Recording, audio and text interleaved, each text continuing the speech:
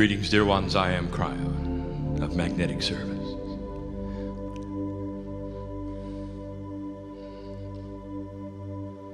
It is a sweet place here.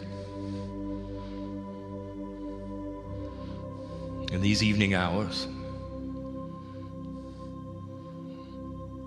in this place called Melbourne. You see, I know where I am. There's no mystery here. Human beings have wished to elevate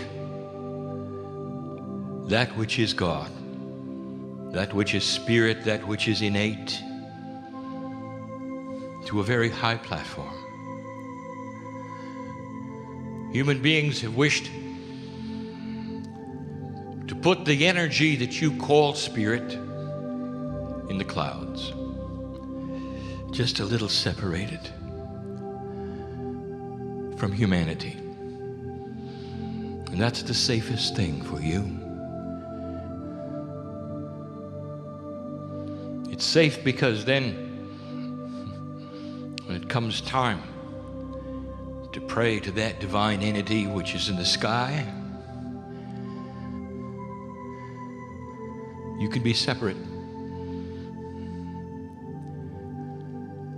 The idea that you might be together and one might be the other is confusing.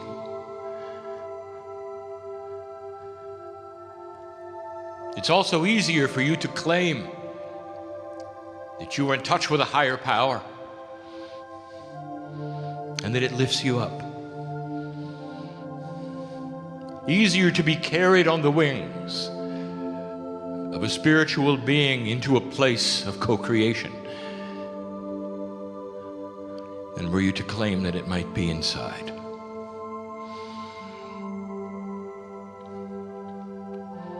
It's a sweet place here. You see, the truth is this. If indeed there is divinity in each of you, it means that the Creator and that which you pray to and that which you meditate on is always with you. And that everything you are and has happened this day is known. It means that as I sit in front of you, I know where I am, and it's not a mystery. They don't have to wonder what you're up to, because I sit with you all the time. And this changes the way you think about spirit. And to some it is comfortable, and others it's awkward. But just think, when you sit to meditate, when you decide to cross that bridge from your 3 dimensions to a multi-dimensional place,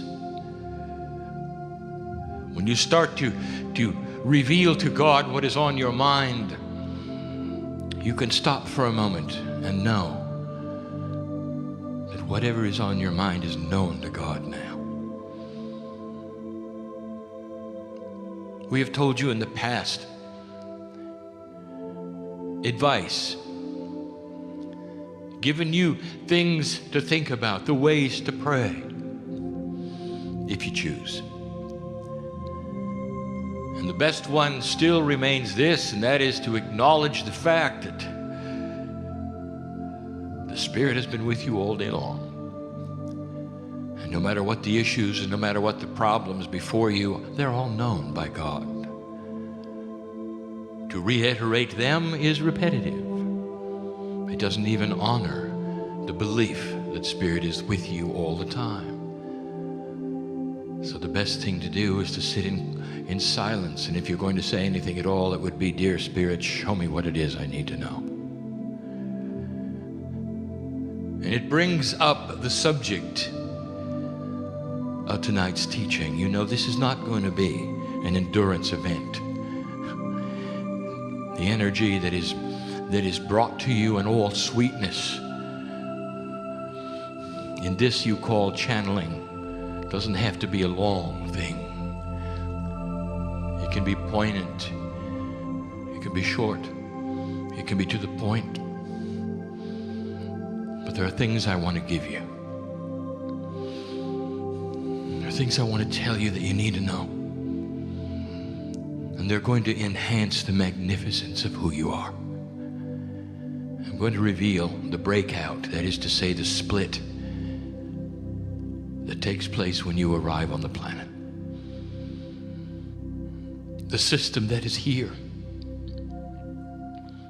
The tools that you have because of it. The things that you intuitively feel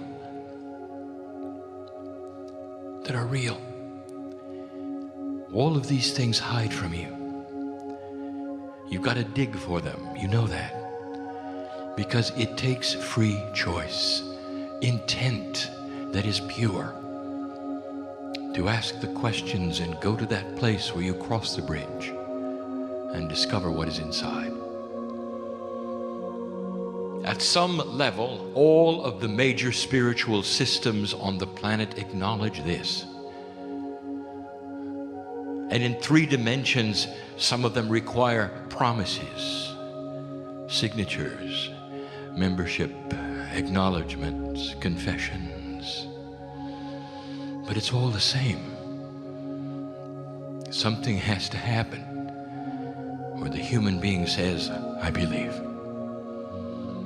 And it is no different here, for this is the intuition you have when you arrive. I'm going to walk you through it. I'm going to ask my partner to be slow and specific so that you will hear it correctly and understand it correctly and celebrate it correctly.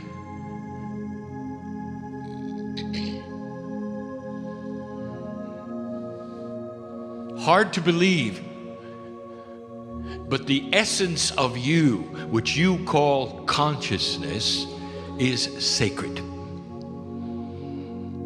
It is not manufactured through biology.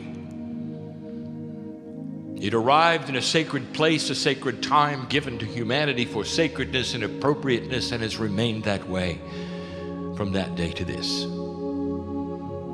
And the human race has not had it any more than 100,000 years, and only 50,000 in an active way of efficiency. It's new. When you take a look at the age of the earth as it was prepared for you, it's only in the last moment or so in history that this happened. New. And you massage it and you celebrate it and you work with it and you discover it. And now you sit here in front of me, a group of old souls.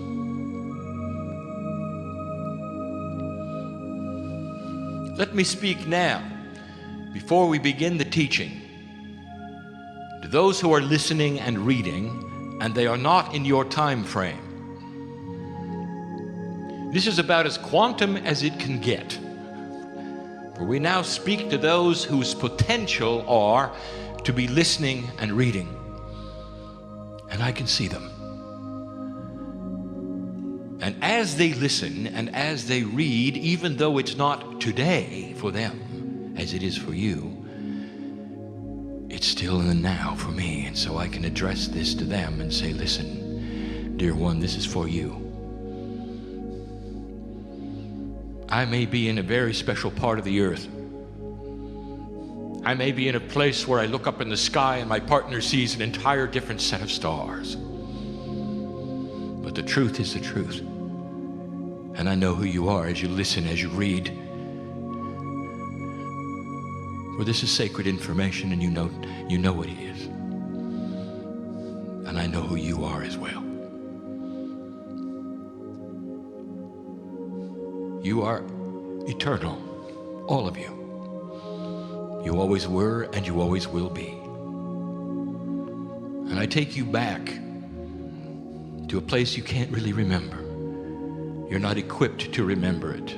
You don't have the essence it's needed to remember it, because that split away when you came. And that's what I want to speak of. I take you back. Oh, Eternal One, you've always been with me. When you're on the other side of the veil, you are not singular. You don't have a name that is singular. When we say we sing your name in light, we sing a chorus of plurality. You are part of a collective, which is God. And in this collective, there are what we would call core soul energies that are not singular, for they're all connected all the time. You're used to being connected. When you are a piece of God, you think like the collective. You think like the God eternal. You think like the Creator. You have a consciousness that is always connected in love. It is thick. You hear the music playing. The music is the light of the universe, the interdimensionality that sparkles all around you, that sings the magnificent chorus, a song that you will always recognize. Music is played in light. It's the best I can describe it. The best I can describe it. You're not singular. You're not alone. And it's beautiful. You were there when the earth was created, and you knew what would happen.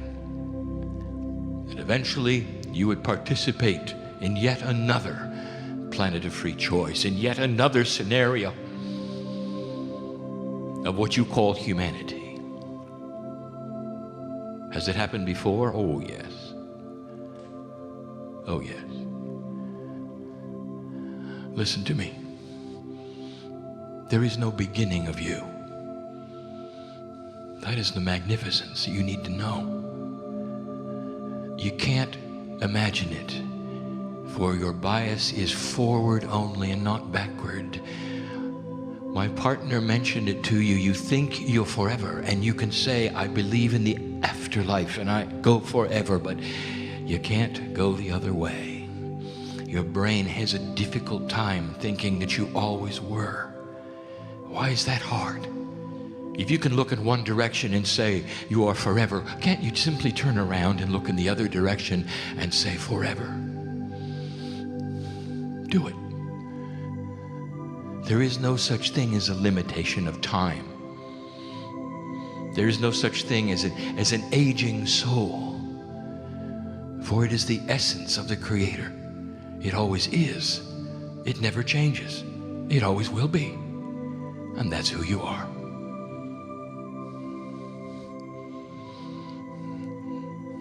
I'm with you at the wind of birth. A phrase which we have used before, it is a spiritual wind that blows from this side of the veil that you call earth into that which is interdimensional, almost like a portal. And you enter in that way. That's the best I can describe it. It's how it feels to us. And there you stand as the magnificent being that you are, angelic. So, for linear reasons of teaching only, I am now going to describe for you a way that you can understand linearly what happens. And for those of you who wonder of my partner's teaching of a quantum energy broken down into steps, easy, medium, hard, all of these things, that is the linearity for you of something that has no linearity. It's a teaching method. And we give it to my partner so you'll understand it. And so we do it again now. What happens when you're born? If you are a piece of God and you enter as biology, the moment of birth, will you acknowledge for a moment that you don't have everything that you did when you were a piece of God? Something happens when you step into the wind of birth. something profound happens. A system happens. And you arrive as a human being that has an attribute where you don't really know who you are until you start examining. But let us look at this attribute of the human being for just a moment. Even before I describe the split, let's look at what happens. You arrive alone in 3D. Singular you are, which is very different from the way you were. Not connected. Something's missing, and you know it. I'll tell you something we've only told a few groups in the past. The infants are given a dispensation of grace, so that it is not too startling, so that it's not frightening. The infants in the first 6 months of life can see pieces and parts of the other side of the veil.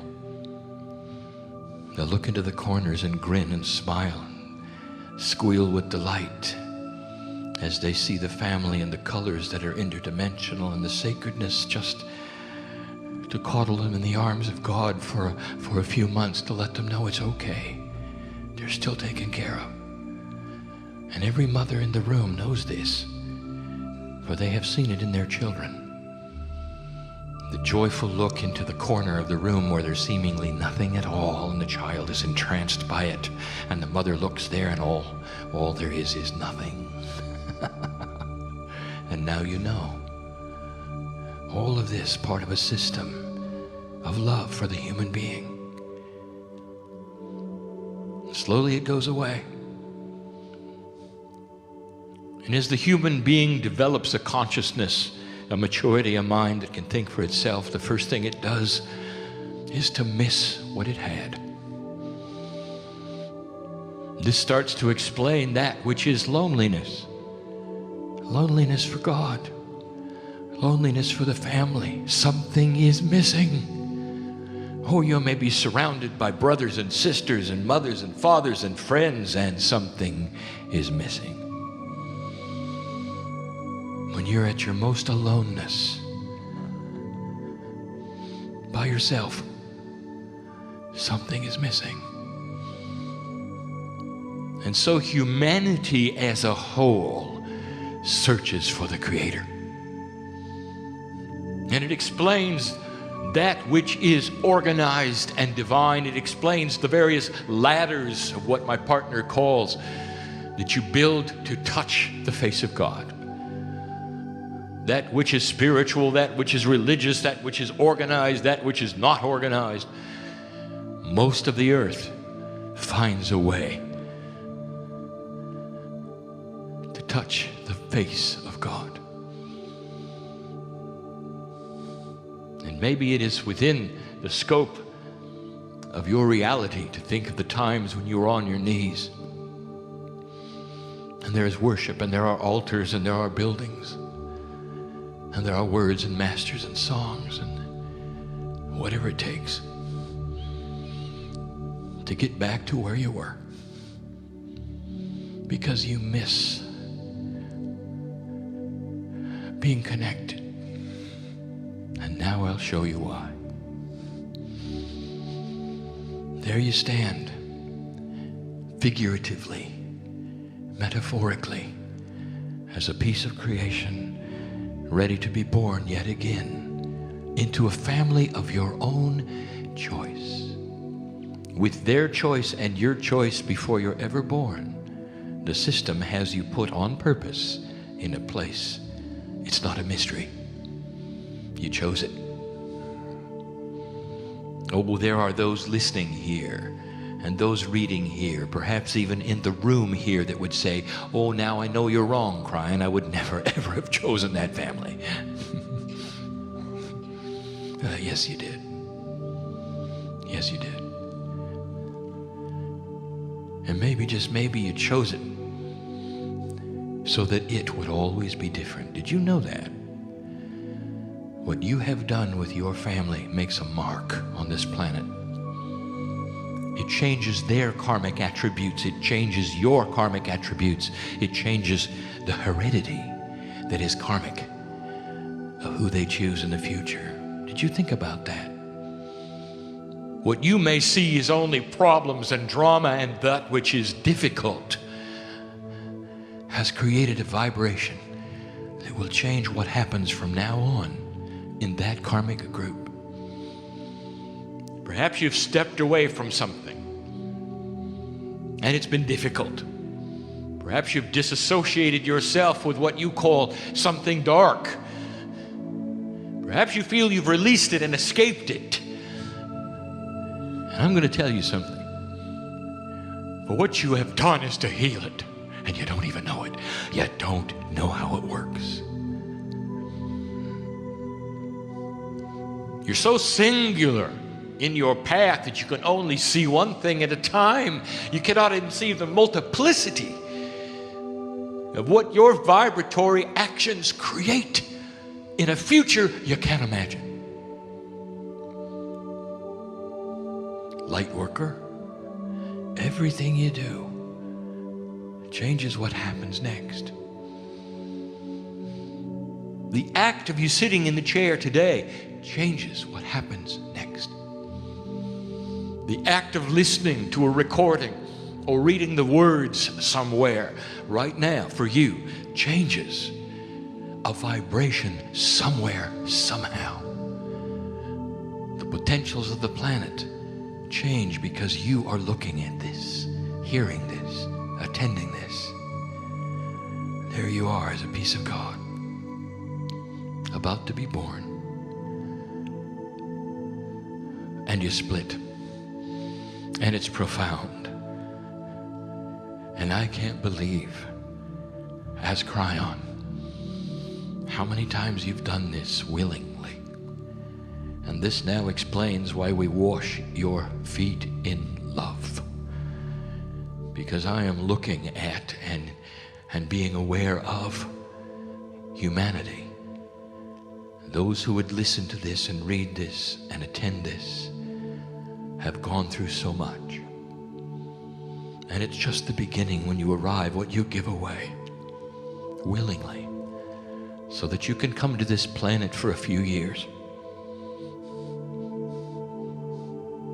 I watch you do it. I can't believe it. The first thing that splits out from your magnificence is the largest chunk of divinity, the divinity that knows who you are, that celebrates the God, the one that helps to sing the songs, the one that's connected all the time, and you call it your higher self. Others have called it the Holy Spirit, but it's personal, and it belongs to you, and it splits out completely. You arrive with it, but it's interdimensional, and you're not at the conscious level. You may be quantum in DNA, but you're not consciously aware that there is something that is you, in you, which is God. That comes later. I speak to those who know this, who actively seek out the higher self. But did you know it's part of you? Did you know that it belongs with you? This starts to explain this which we have said before, that when you start pushing on the door and you start questioning who you are, is there something bigger, you ask? Is there a system, you ask? You sit in meditation and you say, "Dear Spirit, show me what I need to know." And you're overcome perhaps with the emotion of love. It's because on the other side of that door there's a piece of you that is enormous, that has your name, that has its hand out saying, "Take it, connect, take it." You don't have to beg to be a connection to Spirit. You don't have to suffer, dear one, because that is you who you're asking to connect to. The first thing that happens, that which is sacred, that which is angelic, the angel you splits out. So in a linear way, you might say that on your way from that which you consider heaven to that which you consider the birthplace, all of this happens instantaneously. And the higher self splits out. Now, the linear human being is going to say, well, Kryon, that's interesting. Where does it go? And the answer is yes.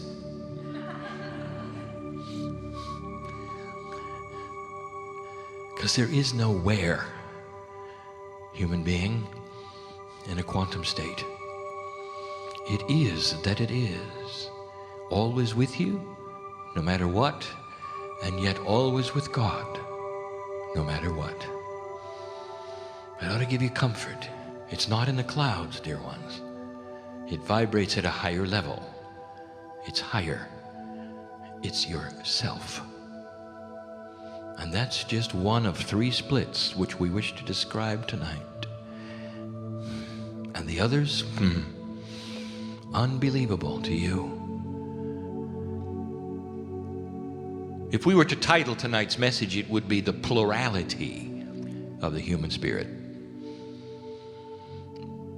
The message has been given in pieces and parts. Even my partner would teach it. But this channel will give its complexity. The next thing that splits out from you is what we will call your helper set. That which, when you come to the earth, you linearize as your guides and angels that belong to you. You're not going to like this part. Because guides, angels, and helpers are supposed to know more than you do. Not really. Not really. They are the sacred parts of you that split out that appear to be multiples. Guides. How many do you have? Well, you say you have 3, you have 4. Then there's that classic part of you when you change vibratory rate. When the guides leave and others come in. That's your perception. Never understanding that they have always been the same because they're part of you. Your angels, your guides are you. Appearing to you in linearity as helpers. The joke is this. Every time you change vibration, you think they leave and then come back new as others, and they don't. What happens is as you change your vibration, you see them in a different light, dear ones. They're not someone else now. They're you. Magnificent. Humans want their guides to be someone else. And they're not. And this helps to explain certain kinds of feelings that you have. Because you miss them. If you feel they retreat, you miss them. Not only that, you go into depression if they're not there. Did you know that? And here's the mystery, is that humanity in general will walk an entire lifetime and never engage them, and they'll be there the whole time. Quiet they are until you speak, until you ask. And you'll say, well, what do they do? Yes. Let me give you a hint. They exist in your Merkaba field. That's the field of DNA that we have discussed. They exist there. Approximately 8 meters wide. That's where they are. If you're going to give a location, that's where they are. And they're responsible first and foremost for intuition. That's what they do. That's the map that helps you to know to turn left or right. When it's time, where to move in synchronicity. It's the thing that brought you here. For For those of you sitting in the chairs in front of me, that is what brought you here. The desire that you would have to sit before Kryon, it's larger than you think. The thing that brought you here. Your guides, what you call your angels, necessary they are in your auric field, in your Merkaba field, in your DNA field. They belong there. They never leave. But when you change vibration due to an epiphany, a realization, it appears as though they disappear for a moment because you are changing. Let me tell you something in history that you'll relate to. In this culture, I reveal this. It was approximately sundown in the Middle East, about 2,000 years ago. And the Master of Love hangs on that piece of wood that he is nailed to. He is in the process seemingly of dying. He's about to go through a magnificent shift. And in the process, those who are around him look at him and they hear him make a statement.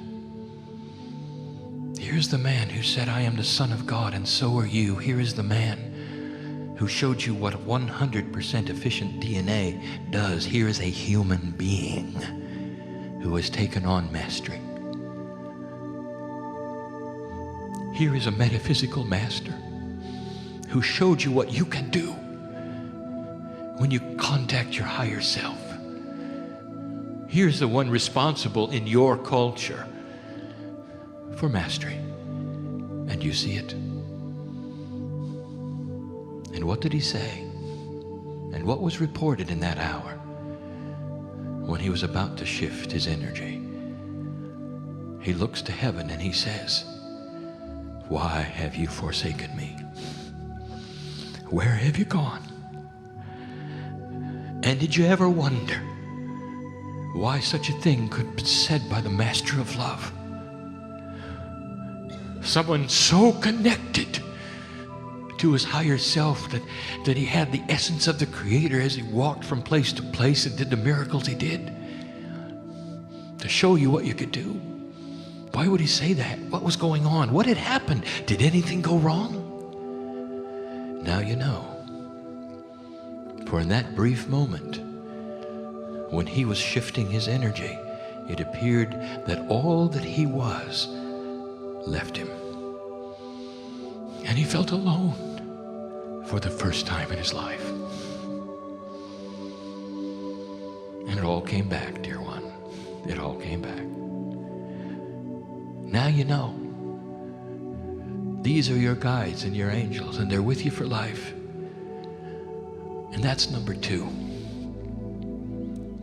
The third one is the hardest thing I've asked my partner to teach, for it requires a quantum thinking human being, and you don't think that way.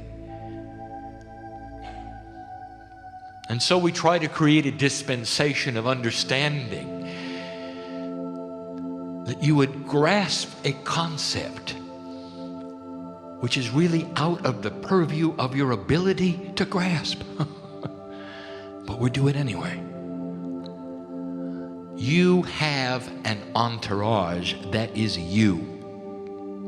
Now the word entourage would lead you to believe that there are many. And it's not entities, it's energies. And it's the energies of you with others. Difficult to grasp, but this is part of the split. It is the third part of 3. If you will look at spirituality, if you will look at systems, there is so much evidence of the issue of the 3 in 1. Look for it, it's everywhere. And these are the 3 splits. This entourage stays on my side of the veil. The peace of God that you are, part of you stays here. What does it do? That's always the question of the human being. Everything has to do something. Do you realize that? Every process that you look at, Those in this room on the breaks will go into the other hallway, and there they will find energy work. They will find stones with energy. They will find glass with energy. They will find processes. And you will look at it and go to the table, and your question is always the same, is it not? What does it do? How linear of you. So I will tell you what it does. Before I can explain this properly, I will put it into a puzzle. And then we'll solve the puzzle by answering, what do they do? Here is the puzzle. Go slowly, my partner, for I wish to set this up for you.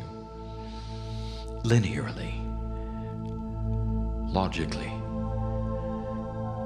There are those listening and reading and in this room that believe their ability to manifest their own reality.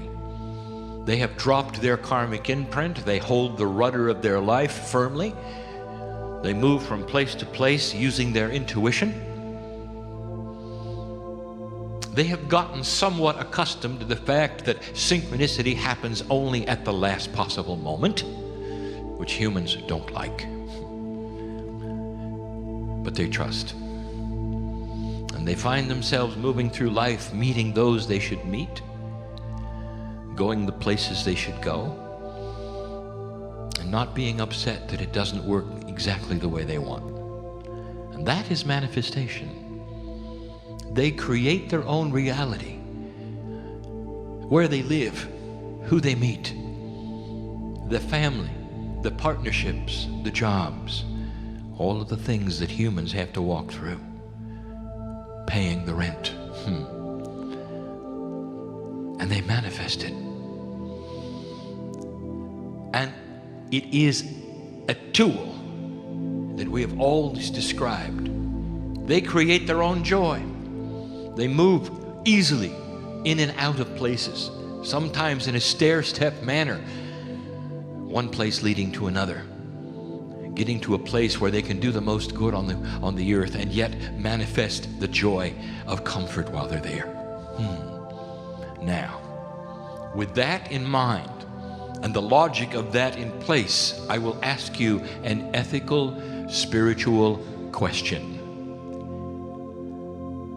Unless you're on a desert island, do you understand, dear human beings, that if you co-create for yourself and manifest your own reality, that you are affecting all the human beings around you in your situation? Did you ever think of that? So as you push forward, perhaps into a new place to live, synchronistically with others, or into a new position or a job, or a partnership, or a new business, or anything that you feel you've manifested, you affect another human being.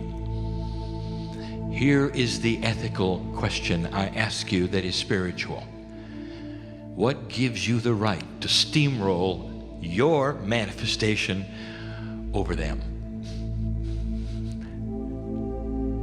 Perhaps you didn't think of that. You know why you didn't think of that? Because it is a win-win situation when it occurs.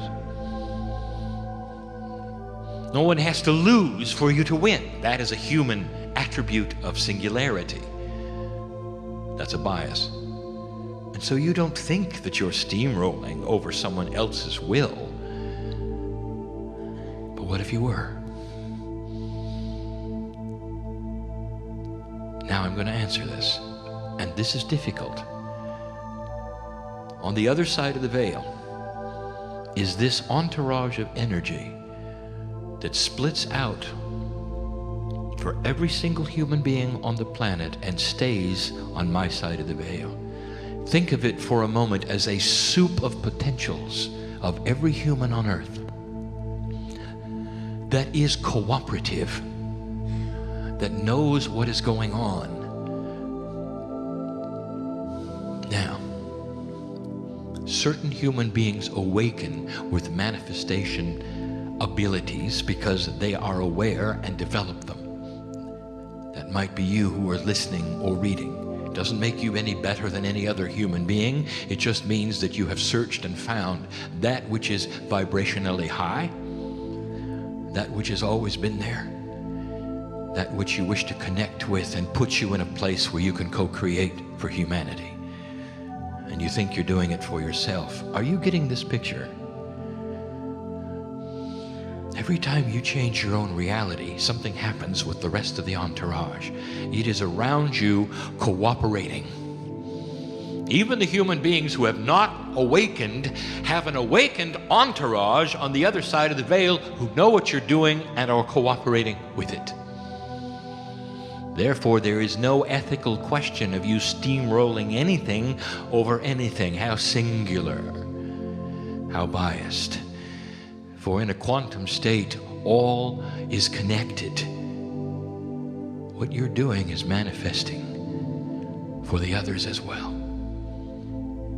When you put yourself into a new position, a new place, do you understand you spread light there? You think that was just you who put yourself there? There is a system afoot that is so huge. All that has split out sits on the other side of the veil looking at what you're trying to do, creating the synchronicity that you will allow.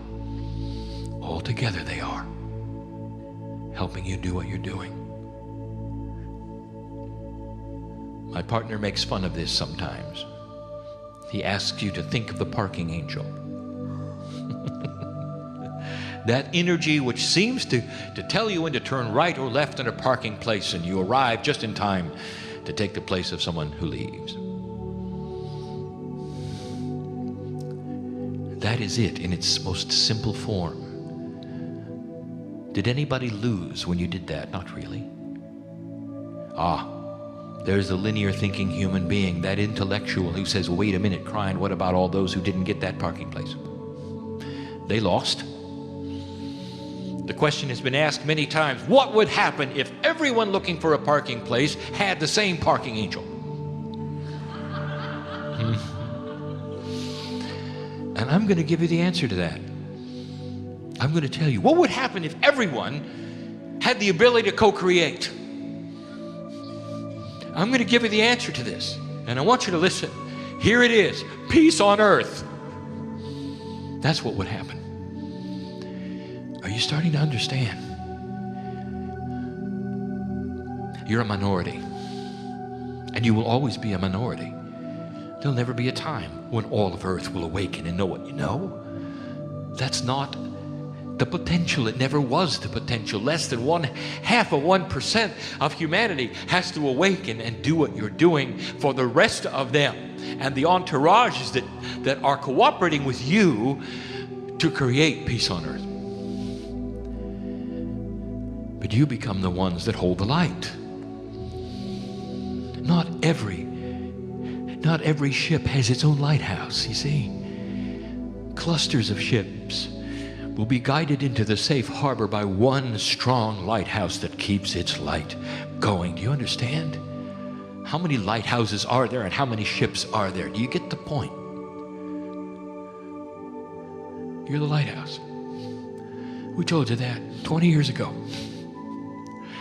Some of you used it as a symbol for the Kryon work. It was a wonderful metaphor. It still is. And that's the split. That's the teaching of today. I don't want to complicate it by giving you anything more that would disturb this. So we close. We want you to think about this. Yesterday, in your time, we told you about Elijah. We told you what he did. That Elisha watched him actually ascend. Not die, but ascend. And you watched the process. As Elijah walked into the field, Elisha said, he has a vehicle around him. He's riding a chariot of light. I can't look at it, it's too bright. He turned into an amazing, huge, bright light. And and ascended. Now I will tell you what that was. That is Elijah recombining the three parts. The entourage, the angelic helpers, and the higher self. And for a moment you got to see one human being's full capacity. On purpose this was given, so that those who would analyze it would tell you what it was. It wasn't God coming down to get him. It was the God in him showing itself to you. And each of you have that. Each of you have that. Listen to me. Each of you have that. And I know this, for I was there when the split occurred. There's profundity here. I have watched humans for eons. I've looked in the eyes, metaphorically, of those who I love, who are part of the God essence as I am, who are about to come in the earth for 3 months, knowing full well the potential that they would die as a child. And the system was a setup, not predestination, but a predisposition. That is to say, a potential only, depending upon what happened next. But a potential of karma that was so strong that most of the time that's what happened. And you say, why would they do that? The death of a child sometimes changes a family forever. Absolutely forever. Sometimes it's so debilitating, it takes them to zero. It beats up their emotion to zero. It makes them grovel on the floor and cry out to God. Sometimes in anger, sometimes in desperation, always in sorrow. And that's where they find the higher self, and that's where they start a whole new life, and that is where they create light that wasn't there before. And the rest of their lives, they change the very dirt of the earth they walk on, because they found spirit. All because a human being said, I'll do it. I'll come in and do that. I'll do that. What the parents don't realize is so often they come right back in. If the parents will allow it as another child, same soul, they show up and say, I'm back. Parents don't see that. But that is the system, and that is the process. It is profound, and it is the glue of love that holds all of these things together, so that you can create light on this planet in so many ways, in so many directions. But the truth is this: a split occurs, and you spend all of your life wishing to reconnect. And maybe that brought you here. So the two of us, if I can use that singularity, could have this little talk. Have I been talking to you today? Oh, yes. The listener, the reader, the ones who sit in the chairs in this place. You needed to hear it. So that when you stand from your chair and you leave and you decide to be alone for a little bit, you could ask that question, is that really true? Am I that magnificent? Am I surrounded with this kind of energy, the tools of co-creation? Can I really show this kind of light to the earth? And the answer is yes, and yes, and yes. Given in love this day, and so it is.